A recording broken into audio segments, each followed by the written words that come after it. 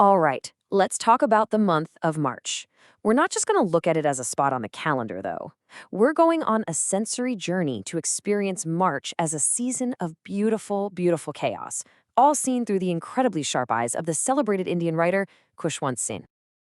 Singh often started his thoughts on March with this Old English proverb. Now, clout is just an old-fashioned word for a piece of clothing. And what the saying really means is, don't be so quick to pack away your warm clothes. It's a timeless warning that perfectly captures the tricky, fickle nature of March. So yeah, let's really get into this unpredictable month. The way Singh saw it, March is this amazing bridge connecting winter and summer. It's like a time when the seasons themselves are in a battle for who's in charge. And this daily battle, it's captured perfectly right here. One day you're digging out your woolens because there's this biting wind, and then literally the next day you're soaking up a warm, sunny afternoon in a cotton shirt. It's this constant whiplash, right? That feeling of never quite knowing what to wear, that really is the essence of March. Okay, so let's get into the weather's wild whims. Why is March so stormy, so chaotic? Well, it turns out there's some really fascinating science behind its personality. Let's break it down. Hailstorms are probably one of the most dramatic things about March. And as Singh pointed out, the key ingredient isn't just the cold, it's the incredibly powerful winds. These updrafts, created by the seasons clashing, they literally hurl raindrops way up high into the atmosphere where they freeze. And with every trip up and down, they add another layer of ice, kind of like an onion, until they're just too heavy to stay up there anymore. We humans aren't the only ones caught completely off guard by these sudden jumps between warm and cold. So, who else gets tricked by March and its false promises of spring?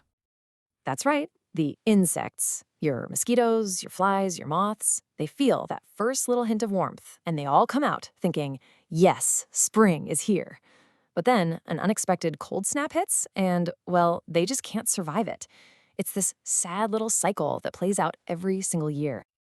But hey, it's not all bad news for insects. The crickets come back, and Khushwant Singh shared this amazing little trick. It's like nature has its own built-in thermometer. You can literally figure out the temperature in Fahrenheit just by listening to a cricket's chirps. You have to try it sometime. It is a fantastic party trick, I promise you. So, okay, let's shift gears now and look at nature's colorful awakening. Because really, beyond all the crazy, chaotic weather, March is all about this vibrant explosion of life returning in full, glorious color. And you can see this awakening most clearly in the trees. The mango trees get covered in these powdery flowers, giving you a hint of the delicious fruit that's on its way. The local rebonds trees sprout these beautiful, silky pink leaves.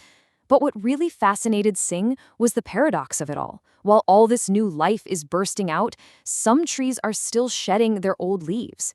It's a month of both birth and decay, all happening at the exact same time. And of course, with the trees, the birds get very busy. March is prime time for building nests. You've got vultures and kites picking these grand, ancient spots. Then there's the shrike, also known as the butcher bird, which gruesomely lives up to its name by storing its insect prey on thorns. But in the middle of this whole chorus of activity, there were two bird calls that really, for Singh, defined the entire season. The first one is the koel, which is a type of cuckoo. Now, you might hear other birds earlier in the season, but according to Singh, it's the sweet, relentless, persistent call of the koel that is the official, undeniable announcement that spring is here, and it's here to stay. It's like the true starting pistol for the season.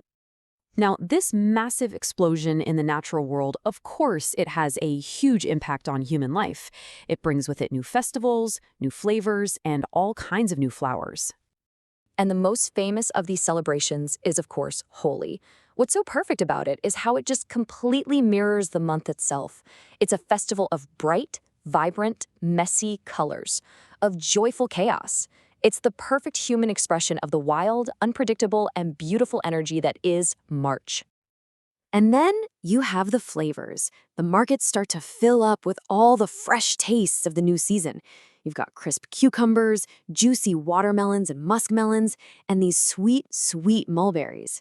And then, toward the end of the month, the legendary Alfonso mangoes from the Konkan coast even start to make their first appearance, a delicious little promise of the summer that's just around the corner. So finally, let's talk about the man who's been guiding us through all of this, Khushwant Singh. Everything we've talked about, from the hailstones to the colors of Holi, it all comes to us from his incredible eye for detail. See, Singh was so much more than a novelist. He was a journalist, a historian, and he had this profound connection to the world around him. His writing wasn't just about describing things, it was an invitation to see what he saw, to look a little closer, listen a little more carefully, and just appreciate the beautiful, subtle details of life cycles. And that really brings us to a final thought. Singh's true gift was his ability to just notice. To notice the silky leaves, to hear the call of the koel, to feel the way the sun felt on his skin. And it leaves us with a question, doesn't it? What are the small, fleeting signs of change that are happening all around you right now that you might be missing? What does your own March look like if you just stop for a second to observe?